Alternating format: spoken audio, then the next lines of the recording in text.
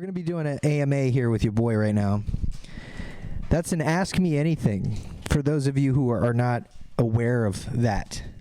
I love you guys. And this is definitely very, very rare. Why did I fire it up so late? And why am I standing? I'm standing because I am standing up for injustice, first and fucking foremost. No, I'm enjoying the vibe. I'll move it. Stand up, so? I don't know what I'm doing. Okay. Thoughts on the Grammys? I didn't watch them, but fuck the Grammys. How about that? How about I dropped the biggest rap album of the year, and that's no slight to anybody who was nominated. First of all artists should be loved and appreciated. But, bro, my fucking album snapped. And once again, I say this respectfully. This isn't for, like, cunt complex to take out of proportion. And I spent my whole life working really hard, and I had a #1 album. Or actually, it didn't go #1 because fucking Taylor Swift. But it was #1 rap album. And, yeah, I feel like I deserved it. I deserved to at least be nominated. But then it also lets me realize, like, what does that matter? Does it matter that a bunch of motherfuckers in a committee say I'm worth it or not? You know what I mean? And then you realize that, and it is what it is. Collab with Kid Cudi, for sure. I was texting him not too long ago, so hopefully one day. What was it like working with Slug? Slug is dope as fuck, and he's really sweet. So here we go. So Slug from Atmosphere, rapper from Minneapolis, fucking paved the way for a lot of cats, myself included.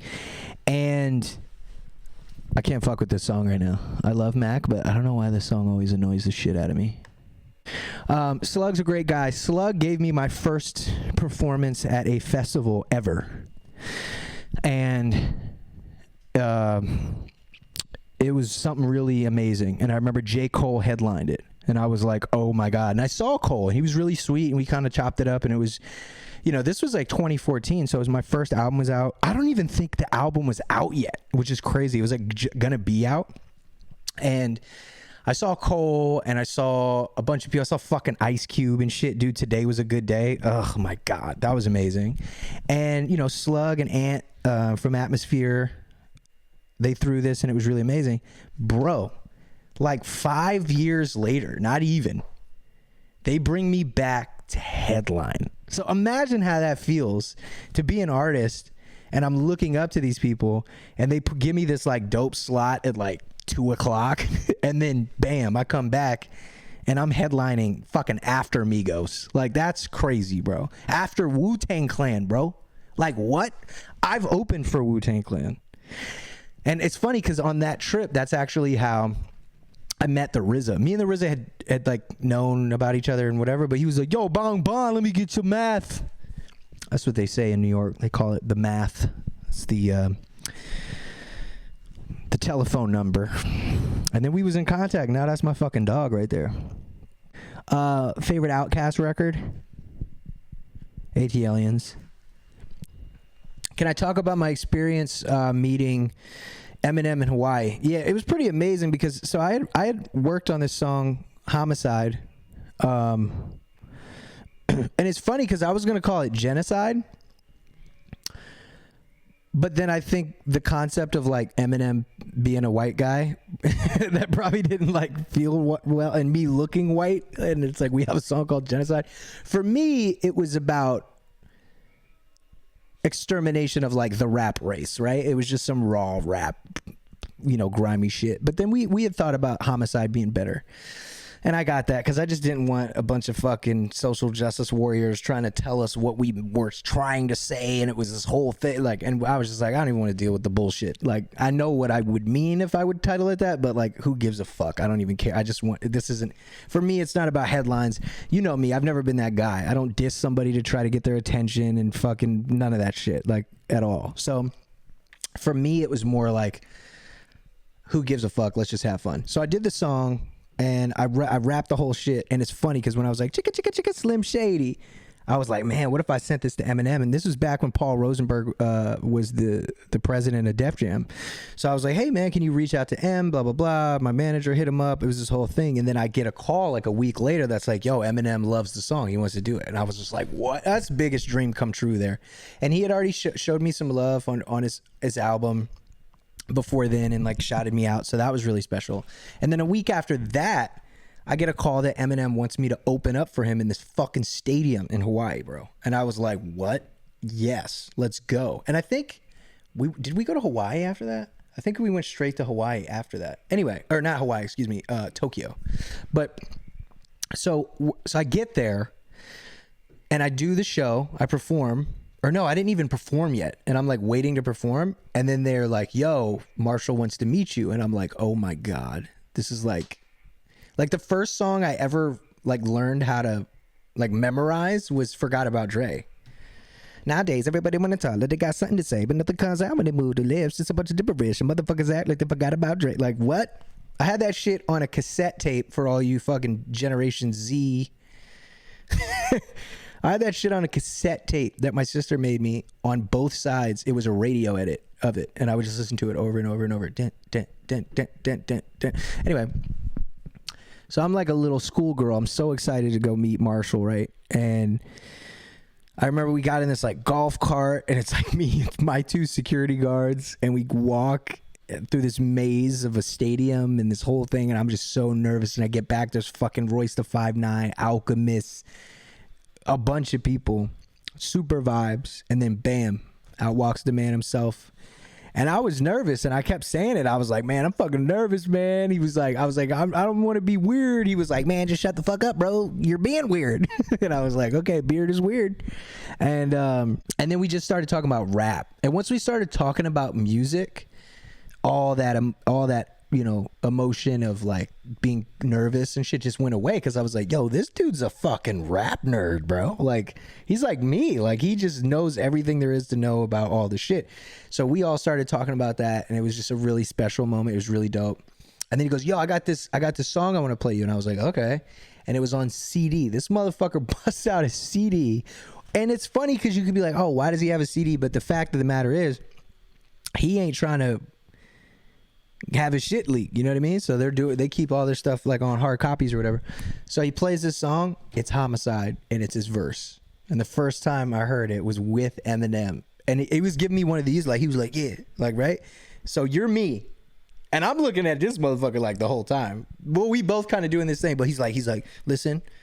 And it was fucking dope, because in my head I was like, if I go chicka chicka chicka chicka chicka Slim Shady, I was like, I bet you if we ever did the song before it was even a thing, I was like, he's gonna come in and be like chicka chicka chicka. I was like, I knew it. And he did it. And he's rapping, right? And I'm listening to it and I can't even believe it. And he's just looking at me like this. And that's what I think any real musician does, bro. Like, my favorite part of making music is watching people react to it. Like, I love it. And watching the people you made it for react to it. You know what I mean? Not fucking Complex. But I'm just saying, like, watching the people you made it for go, wow, this is crazy. Like, and that was a really special moment with me and the God. It was really, really special. NF collab. I don't think we've ever talked about collabing. That could be cool, I guess, if you wanted a feature or something. What's the scariest thing that's ever happened to you in your life? Scariest thing that's ever happened to you in your life? Scariest thing that ever happened to me in my life. I was 18 and I was sleeping in my sister's basement, and I hear this is crazy, and I hear someone screaming like they're being murdered. Now, mind you, this house is like a fucking drug house. So this is where I learned how to cook crack, like all this crazy shit, guns, killers, all types of shit in and out of the fucking house. And my brother wakes me up and he's like, get up, and I'm like, oh my God, this is it. So I'm in the basement and I run outside and nothing, bro. It's just like big dick flamming around. I'm kidding. I had boxes on, whatever. So I run outside and then I was like, oh my God, there's children in this house. So and mind you, bro, I look like the new guy. Maybe that's too old of a reference for them. I look like Hawk from Cobra Kai, like, but not even that big. And I ran back in dude, what the fuck am I gonna do? But I'm like, yo, there's kids here. And that's when my brother goes, oh no, so and so is on PCP, this dude. And he was like fucked up, like going crazy. And then the cops showed up. It was a whole thing. But I've been in worse scare. Like I've been kidnapped. I got kidnapped when I was a kid. Shit like that. But that was the scariest thing that ever happened, which is really wild. Yeah, because you think people are in your house shooting everyone up. So I was like, oh my God, that's fucking wild. All right. It's a real one. Give me some real ones. Ever done graffiti? I signed a dude's forehead once. I don't know if that counts. Play any sports when you were younger? Great question. So I was so broke that I couldn't afford to play sports. God, how sad was my life? It's all good. I'm rich now, baby. I'm joking. No, but I'm serious. Yeah. I'm joking. I'm serious. All right, what? I said, I'm joking. No, I'm serious. I'm actually dead. I'm serious. Who's your favorite interviewer besides Big Boy? Nardwar. Nardwar is the best interviewer of all time. Someone asked, can you talk about what happened on the school rooftop? On what? The school rooftop. Can I talk about what happened on the school rooftop? Who asked that? Some random person. Was it random or is it fucking Mike Wilkerson? No, it wasn't. I don't know what happened on the school rooftop because I did a bunch of shit on the school rooftop a couple times, so I don't know. We used to throw rocks at cars from the school rooftop. That's dangerous.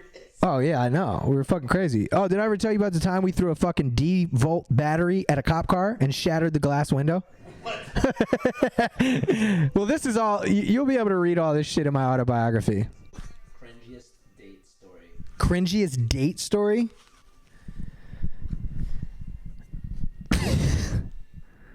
I'm a pimp. I don't have no cringy date stories, bruh. At all. Yeah, no. Your boy was always a gentleman and delivered. Like the milkman. What else? Near-death experience. Bro, I'm in Hawaii circa 2017 on the way after it was this trip. So this is the first time. I went to Hawaii with Eminem the last time, then went to Tokyo. The first time I went to Tokyo, we stopped in Hawaii to work on Everybody. We were recording the Everybody album. And me and Pepe are in the ocean, and it's so shallow. For so long, it's shallow. Like we can, it's like up to our waist, and then the waves are crashing way out. So I'm like, let's go out. So we go all the way out, and then we start kind of like swimming, and I'm like, oh wow, this is crazy. And bro, this is Skinny Bob again. This is 2017. This isn't like I just got divorced. I'm about to change my life, get shredded like a fucking Ninja Turtle. This is like, you feel me? And I get swept up in the current. What's it called? It's called something. The stream, whatever the fuck. And I start getting pulled out. And Pep's feeling it too. And it fucked me up. So we're out there and I'm like too weak to continue to like paddle. And I have to because I'm like, I'm gonna die if we don't do this. And I remember looking at the beach and the people that were there with us and being so scared. Like so scared. I couldn't yell. It wouldn't have done anything. And Pep was behind me pushing my ass. I know that whatever, he was pushing my fucking ass so I could be forward. And he was trying to keep going. And Pep's my security guard. I don't know if I said that. And he's pushing me and I'm doing everything I can to, rip current, to stay above the fucking water that is pulling us out. And he saved my life and my determination. Not like the motherfucker just strapped me to his back and that was it. Like it was a real thing. And I will never forget wanting to be on that beach more than anything in the world. And when I think about that, that is the closest it was the closest experience I could ever explain to someone about how I felt about needing to make it in music. I just dropped the mic. All right, what's another good story? Do I remember who? What happened to the Buried Alive music video? If I have to fucking say this for the millionth time, bro, I scrapped it because it sucked. The person who did it fucked it up, so I didn't put it out. I've said that for like 9 years, bro. Let it go. Any creepy fans? What? Any creepy fans? Any creepy fans? A lot. There's a lot of creepy fans. There's fans oh my God. I'll tell you this. I was in Montana, and I don't know how the fuck they found me out there in the middle of nowhere. I see 6 motherfuckers roll up to my crib, and I'm in like the backyard. And I just look over and I see 6 figures in the middle of the day, and I have my gun on me, and I run up on them with my fucking gun, about to shoot and kill them.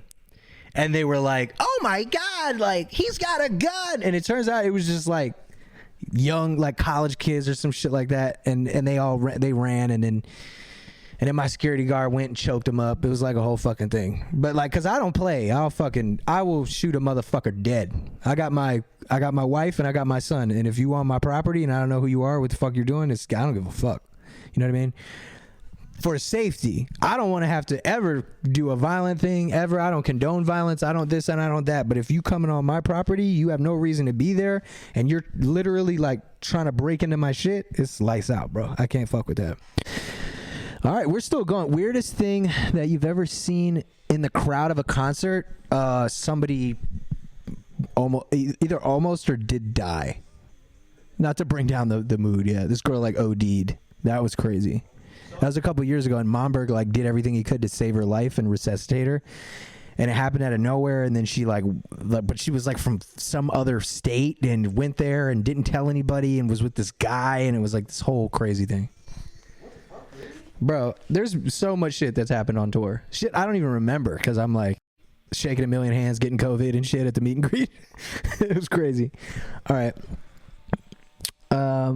Favorite Mac Miller album? I don't know, man. Honestly, probably Blue Slide Park. You could try to clown me. I love that album. And I loved it because I was there and I lived through it, and it was his debut album, and it was this amazing moment. I loved it.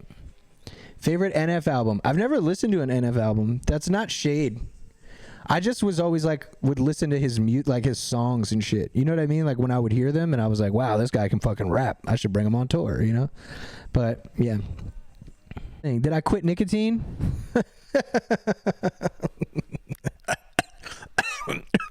Nah. I did. I quit, and then Schwei was like, hey, bro, try this Juul on the Bobby Tarantino tour. And I was like, all right. And I loved it, and I love it still. I'm going to get rid of it. But everybody got a vice. I ain't perfect, motherfucker. I drink. I curse. I fucking smoke this shit. It is what it is. It is what it is. Would I ever change my name to Craig? Thoughts on NF being a father? What is up with all these NF questions? You guys really love that guy. Let's go to Logic Stream and talk about NF. No, I'm just being a cunt. Yeah, I'm happy that he's going to be a dad. That's dope. If you weren't rapping, what would you be doing? If I wasn't rapping, what would I be doing? I'd probably be dead. Yeah, because there wasn't anything for me. So I'm glad I did this. This shit is moving so fast, bro. What the fuck? Curators of Hip Hop documentary. Fuck yeah, that was super fun. What else you got? Would you make Supermarket a movie? Would I make Supermarket a movie? I am making Supermarket a movie, which is really funny. I was supposed to do it with a certain company. They got the rights to it. And then we have this dude who's supposed to star. I don't want to say because I don't want to give it away or anything. But that company fucked up, so we're just going to take it somewhere else because the guy who wants to star still wants to star, and it's really amazing, and the guy who's going to write the screenplay is fucking fantastic, and it's going to be a really good movie. I'm excited. Was there any reason the Australian tour got canceled? Was there any reason the Australian tour got canceled? The Australian tour was never supposed to go up to begin with. Somebody fucked up. It was in the talk. It was in talks, and it was in the works for a long time. But then they wanted me to go. Like, I was on tour for like 3 months, and they were like, "Yeah, you're gonna go and have like 4 days off, and then you have to go straight to Australia for 2 months." And I was like, "No, I'm not gonna do that." And they're like, "Well, it's already gonna be announced." And I'm like, "What the fuck? Fuck you, suck my dick."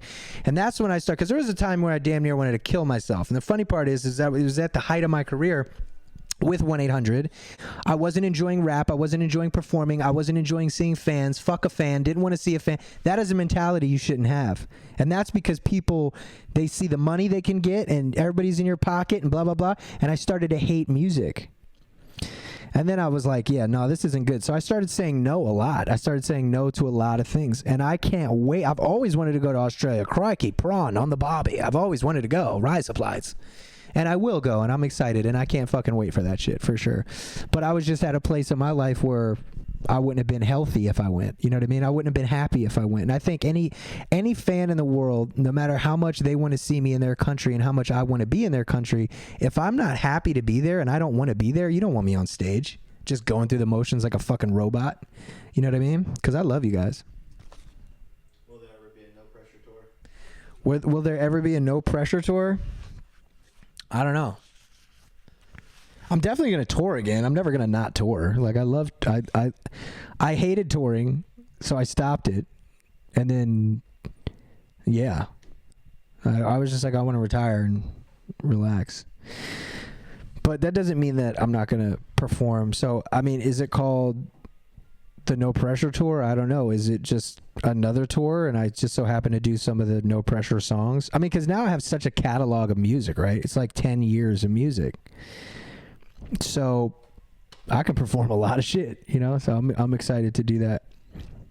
But I will tell you this. When I do go on tour again, it's not going to be like it was.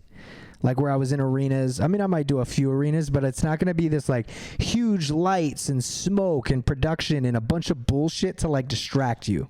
I want a microphone, a DJ, and some fans, and I want to rock shit, and that's it. I'll make more money that way too. All right. Any more? Do you believe in aliens? Do I believe in aliens? Fuck yes, I believe in aliens, bro. I've seen some crazy shit in those skies. Little skies.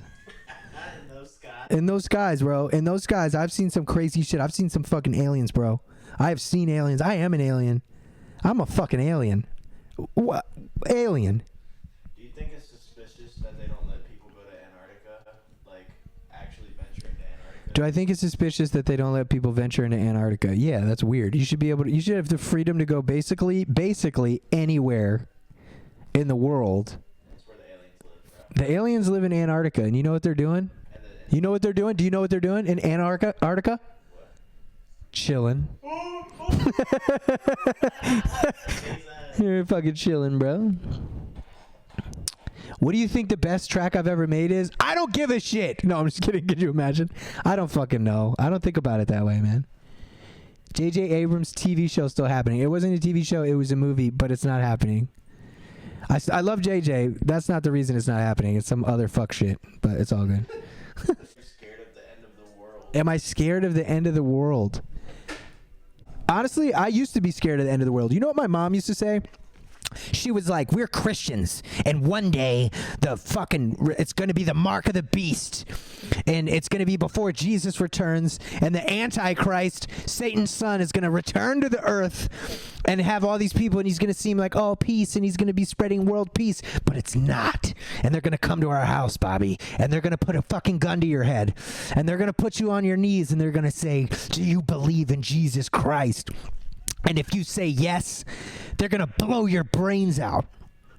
And I was like, okay, that's going to happen? And she was like, yes, and you have to say that you believe in Jesus. And I was like, bitch, if they come to the house, I'm going to be like, hail Satan. I ain't trying to get my brains blown out. Mind you, I'm like 8 years old. She's telling me this, right? And that was basically my mom in a nutshell. And that shit was crazy. So I was always scared. She was talking about like the mark of the beast and the end of days and end of times. And if you just look at civilization and our society in general, right? Like civilization, that every year there's like 4 more than that predictions of like different dates that we're all gonna die and everything's gonna be exploded. What else? Everything's gonna be exploded. Do you think the chase is better than the catch? Wow. Do you think the chase is better than the catch? Damn. What'd you say? Oh man. The fucking catch is always underwhelming. Yeah. So you catch it and then you're on to the next chase. Yeah, Tony makes a good point. You catch it and then you're on to the next chase. I think they go hand in hand. I think there's like some video games I've played where there's like no end. There's just no end to it.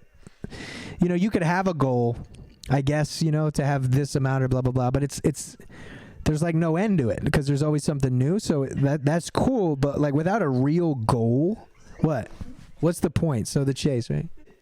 Favorite video game right now? Favorite video game right now? It's this sick game called Real Life. It's so tight. Niggas is looking it up right now. Like, what's that? Did you do a song with Jack Harlow? Did I do a song with Jack Harlow? Yeah. He sent me a couple joints that I could have used, but I didn't use them, and then one of them G-Eazy rapped on. It's a pretty good song. Any bad police experiences? Any bad police experiences? Of course. Do you know where I grew up? I've seen my mom ripped out of the fucking apartment and her ankles bleeding from the concrete of the stairs that she was ripped down. I've seen 8 men attack my stepfather. To be fair, he had a Desert Eagle and was shooting at the cops. The cops killed him in prison. They beat him to death, basically, and put him in a coma, and he died. That sucks. He was one of the sweetest men ever. I mean, for a raging alcoholic. But he'll also be in my autobiography. Have I seen Attack on Titan? I haven't. I know, bro. Thoughts on Billie Eilish? She's cool. I don't really listen to her music, but she's dope. She's young and she's doing it. I couldn't imagine being that famous at like 17 or whenever she got famous. That's crazy. Very talented, super cool. But you know me, I'm listening to Michael McTrapp and fucking Doobie Brothers. Worst injury? We ain't gonna get into it, but I broke my dick fucking my wife one time. It's true. I didn't really break it, but I fucked it up. I fucked it up bad. I had to go to the hospital and shit, and the nurse ain't even have to. First of all, nurse was a dude, but I don't give a fuck. When it comes to my sexuality, I'm so like I'm a straight dude, and I don't. No, I'm saying I don't mind. Oh, comments? I don't mind none of that shit. Like people be like, oh, if something's like gay or I don't give a fuck. You like that's childish to me. But anyway, yeah. So the nurse was a dude, and he for sure knew who I was. So he was like, I'm looking at Logic's dick right now, and I was like, all right, just help me get out of here, man. It's a crazy experience. It'll also be in my autobiography. No, I'm joking. Not that. All right, what else? Hardest part about being a father? I'm thinking if I should make a joke. I'm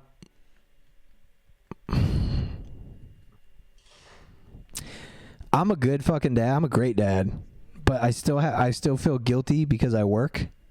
But I see him every day. I see him when I wake up. I see him before he goes to bed. We have days that we spend together, just our days, family days, all types of shit. But there's a part of me that sometimes just like, it's hard that I can't just spend every waking moment with him. But at the same time, I got to do what I got to do. I got to do this right now. You know what I mean? I got to do what I got to do. You know what I mean? I was having a conversation with Anthony Fantano about Travis Scott being a complete sellout. And then I was like, yeah, but like, who wouldn't do shit with PlayStation and Tenet and McDonald's and Reese's and like, isn't that kind of, Bill Withers, he has this quote, and I actually put it in a rap the other day, that the goal for any business is a sold out sign. Like, do you know what I mean? Like, it's just, let's be real. Like, if I could stay true to the cause and be broke, or have my moments of being underground and coming up from the underground and then being one of the richest rappers and most successful rappers in the world, like myself, why not? And I've been there. I've been on stage in a sold out arena where people were like chanting my name, but then on the internet people were like, "Oh, you're corny biracial meme, like you suck," like a couple years ago, like your career's over. And I was like, "Oh my God, my career's over." And then they're like, "Logic, you're up in 5, 4, 3," and then like, you know, it's fucking lights, camera, action, like a movie, and there's 20,000 people in an arena. That's crazy. And the funny part is, it's like, who doesn't want to be on the radio? Who doesn't want to make, like, I would be lying if I said I didn't want to be the artist people played at a party, or be the artist. Like, that's, of course you want that. Like, you could be the real rap motherfucker all day, but it's like, are you about to listen to, yo, my lyrically smearic on the fucking, like, nah. It's, everybody know I be in a club VIP, psych not me. And then after that, I go and do one of the most craziest raw rap hip hop albums to me the last 10 years with fucking no pressure, bro. Like, that's what the shit is about. Like, diversifying yourself. So at the end of the day, you can say whatever you want about me, but I'm rich, happy, young, successful, and blessed. Thoughts on Big Sean? That's my dog. I love Big Sean. I always love Big Sean. What'd you say? Who's someone that you haven't met yet that you want to meet? Someone I haven't met yet that I want to meet. Wiz Khalifa. You haven't met Wiz? Me and Wiz Khalifa have never met. And one year, he trick-or-treated at my house with his son, and I didn't answer the door because I was, like, taking a piss or something. And then I was like, "Who is that?" And they were like, "It's Wiz Khalifa." And I was like, fuck. Yeah, no, it was crazy. Favorite strain of weed? I forget what it's called. It's been a year. I don't even remember what the fuck it's called. Some cookie shit, though, for sure.